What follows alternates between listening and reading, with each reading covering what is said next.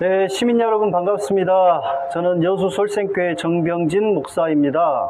순천지검 앞에 나와 있습니다. 이 순천지검에서 윤석열 퇴진을 위한 시국기도회, 전남 동부 기독교교회 협의회 시국기도회를 하고 있는데 이 자리에 나왔습니다. 윤석열 씨의 대통령 정통성 자체가 나는 없다고 봅니다.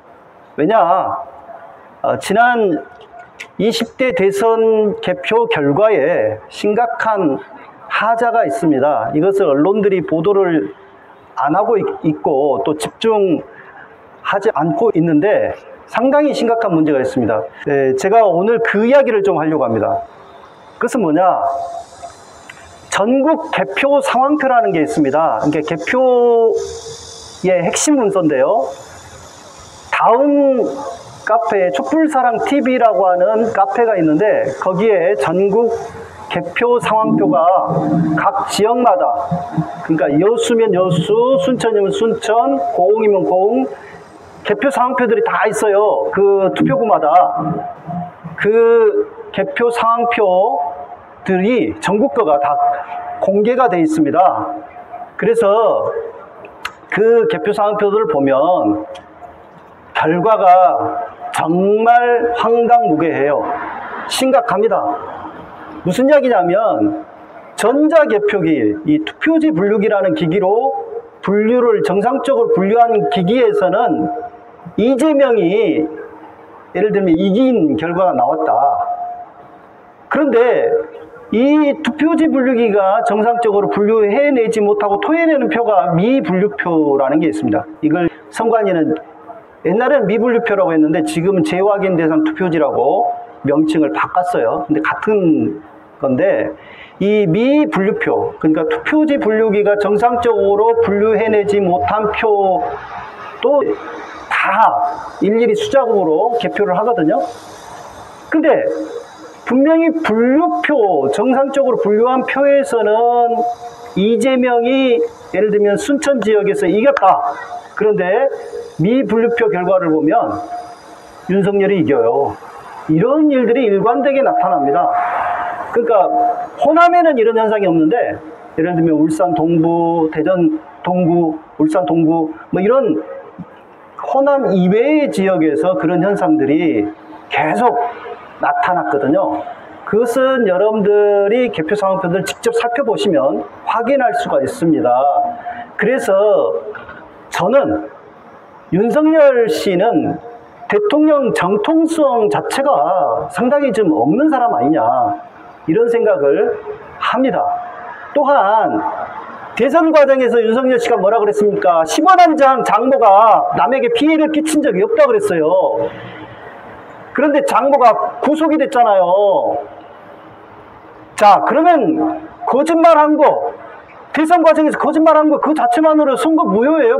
그 부정선거로 당선된 사람이니까 내려와야죠. 그렇지 않습니까? 대통령에 있어서 정통성이 없는 사람이에요. 선거 과정에서 그렇게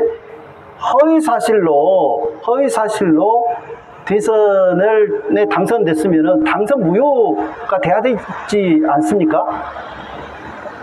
김건희, 예를 들면 도이치모터스 주가 조작 수사를 제대로 안 하고 있지 않습니까? 이런 문제를 비롯해서 양평 땅 문제랄지 또는 뭐 후쿠시마 방사능 핵폐수를 일본이 무단 투기를 하겠다고 하는데 거기에 대해서 이런 방구를 못 하잖아요. 이런 사람이 대통령이라고 할 수가 있습니까? 대통령의 기본적인 책무는 뭐예요? 국민의 생명과 안전을 지키는 것이 기본 책무고 헌법을 준수를 해야 돼요. 그런데 노동자들을 탄압하고 또 언론을 장악하려고 시도하고 있고 국민의 생명과 안전을 돌보지 못한 결과 이태원 참사가 일어나고 이번에 그 수해로 인해서 얼마나 많은 사람이 또 죽었습니까? 이런 일들이 일어나고 있는데도 누구 하나 책임지는 사람이 없잖아요. 그런 모습을 보면서 수많은 시민들이 이 삼복더위에 열불이 나고 있습니다. 그래서 윤석열을 퇴진시키는, 윤석열을 쫓아내는, 건자에서 쫓아내는 방법은 딱 두 가지가 있어요. 합법적으로 쫓아낼 수 있는 방법은 딱 두 가지가 있는데, 국회가 탄핵을 하는 것이 그 첫 번째입니다.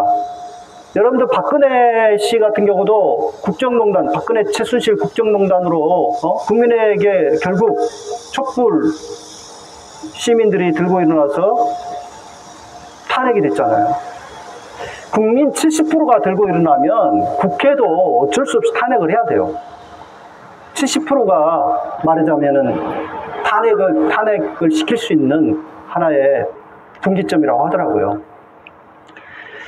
그런데 윤석열 지지율이 여전히 30%대가 계속 나오고 있고, 아직도 국민들 가운데 상당 사람들이 윤석열의 그 온갖 정말 국정농단, 이 온갖 정치적인 실정을 보면서도 아직까지 윤석열을 대통령으로 인정을 하고 있기 때문에 탄핵까지 국회가 나아가지는 못하는 것 같습니다.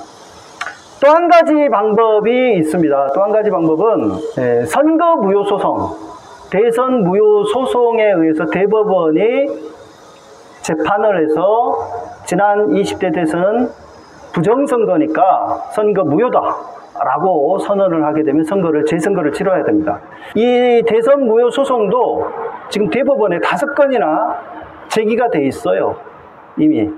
그러면 그 선거 무효 소송을 다퉈야 되지 않습니까? 지금 이미 그 심리가 이루어지고 있는 건들도 있습니다.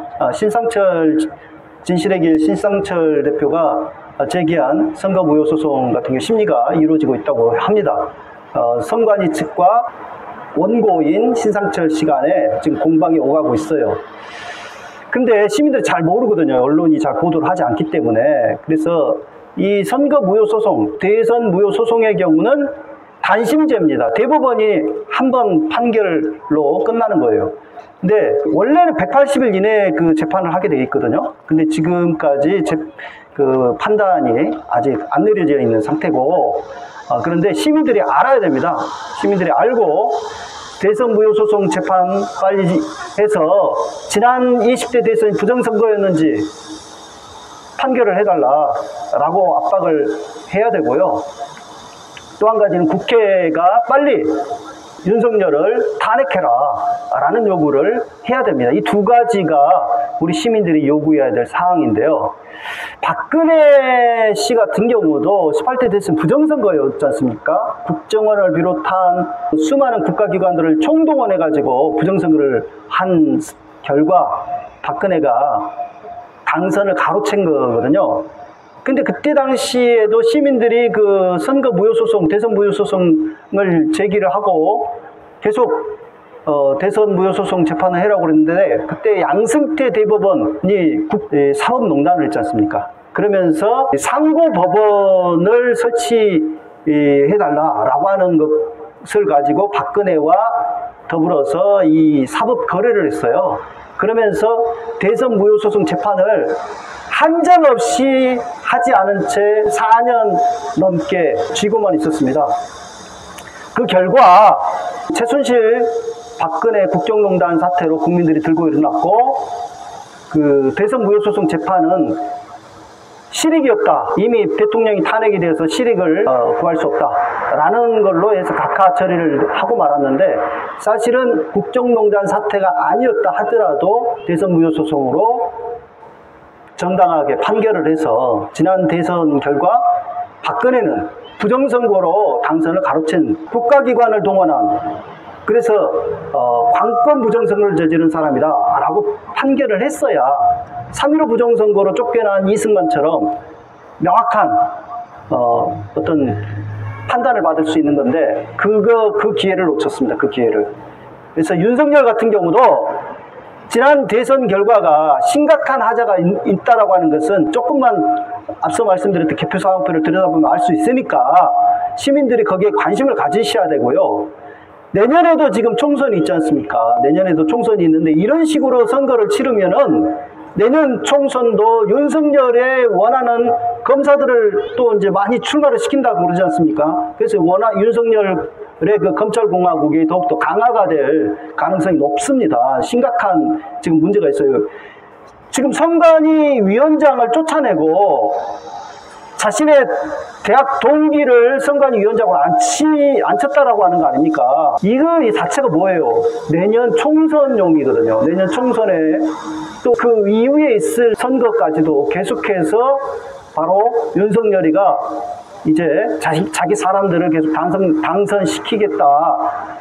가장 엄정 중립을 지켜야 될 선관위 마저도 지금 장악을 하려고 그러고 있다라고 하는 것을 시민들이 분명히 알고 여기에 적극 대응을 하지 않으면 지금 윤석열 저러다가 쫓겨나고 말겠지, 저러다 물러나고 말겠지, 이렇게 막연하게 생각해서는 안 되고요. 우리 시민들이 할 수 있는 구체적인 방안, 우리가 국회의원이 아니기 때문에 탄핵을 할 권한은 없잖아요. 그러나 국회의원들한테 전화는 할 수 있어요. 그리고 빨리 탄핵안을 발의하라고 압력을 가할 수 있고, 촛불 시민들이 해야 될 몫이라고 생각을 하고, 일반 시민들도 마찬가지고, 또 한 가지는 지난 20대 대선 개표 결과에 심각한 하자가 있다는 사실들을 여러분들이 주변에 널리 알리고, 또 앞서 말씀드린 촛불사랑TV 다음 카페 개표 상황표들을 한번 직접 자기 지역 거를 한번 살펴보시고 문제가 없는지, 분명히 분류표에서는 이재명이 이기는 결과가 나오는데 미분류표에서는 뒤집어진 경우가 굉장히 많습니다. 그래서 그런 사례들을 여러분들이 주변에 널리 알리고, 그래서 이런 일들이 재발되지 않도록 내년 총선도 준비하는 것이 맞다라는 생각을 합니다. 저는 교회 목사입니다만은 정말 심각하다는 생각에서 걱정이 돼서 이런 시국 기도에 와서 발언을 하게 되었습니다. 다 같이 시민들이 좀 더 깨어나지 않으면 우리나라 민주주의 기초가 굉장히 허약하거든요. 이 민주주의 기초가 무너져 있는 상태의 나라가 되고 말 것이다. 지금 저는 보면은 윤석열 하는 짓거리가 히틀러가 권력을 장악해서 총통이 되어가는 과정이 아닌가, 그런 생각이 들 정도로 좀 이 파시즘의 어떤 징후가 보여요. 이거 빨리 우리가 이 심각성을 깨닫고 시민들이 깨어나지 않으면 안 됩니다. 시민들이 깨어나서 함께 해야 된다고 봅니다. 감사합니다.